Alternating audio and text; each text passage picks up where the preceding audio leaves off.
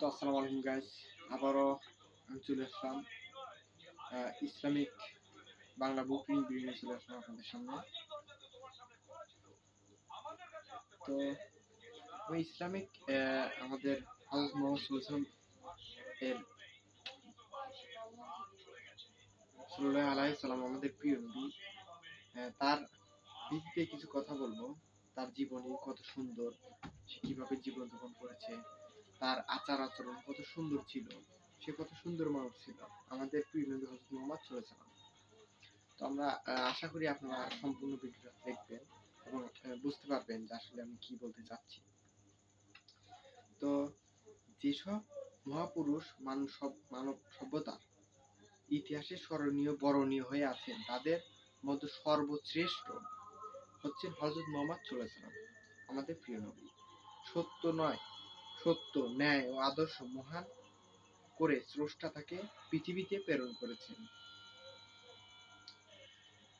আইয়ামে জাহেলিয়াত বা অন্ধকার যুগে তিনি আলোকবর্তী হিসেবে পৃথিবীতে অবতীর্ণ হয়েছিলেন। তার আদর্শ পথভ্রষ্টা মানুষকে মুক্তি মন্ত্রে উজ্জীবিত করেছিলেন। হযরত মুহাম্মদ সাল্লাল্লাহু আলাইহি সাল্লাম এর উদারতা, মানসিকতা, সত্য ও ন্যায়ের প্রতি অবিচল আস্থা, তার ব্যক্তিগত ও কর্মতৎপরতা দেশ, কাল, সম্প্রদায় ও জাতি ধর্মকে অতিক্রম করে বিশ্ব মানবিকতার স্তরে উত্তীর্ণ হয়েছিলেন তিনি।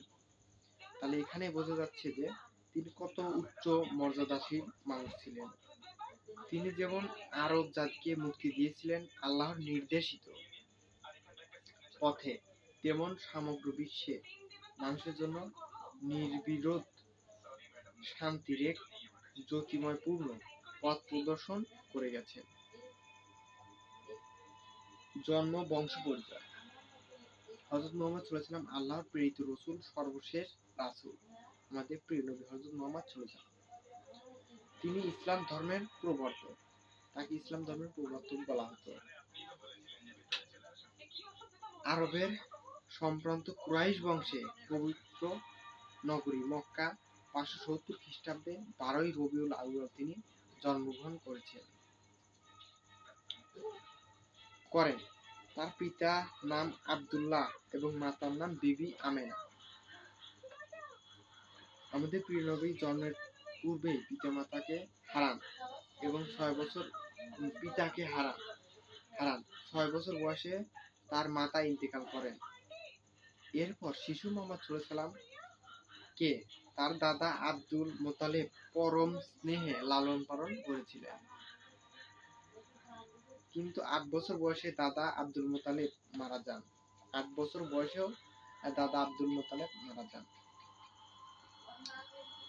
পিতৃব্য আবু তালেব এরপর লালন পালনের দায়িত্ব গ্রহণ করলেন। শৈশব থেকে মহানবী ছিলেন সহজ সরল কোমল স্বভাবের অধিকারী।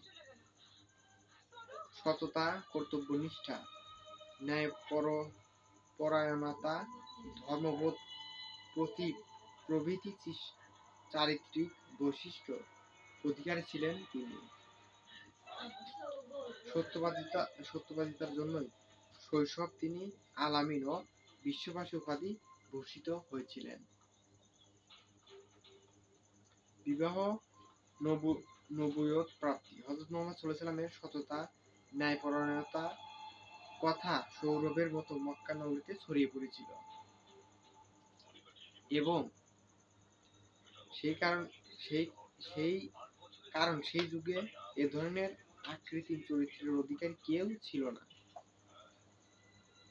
মক্কার ধনবতী বিধবা মহিলা বিবি খাদিজা তার সুখ্যাতি শুনে তাকে তার ব্যবসার দায়িত্বভার দেন।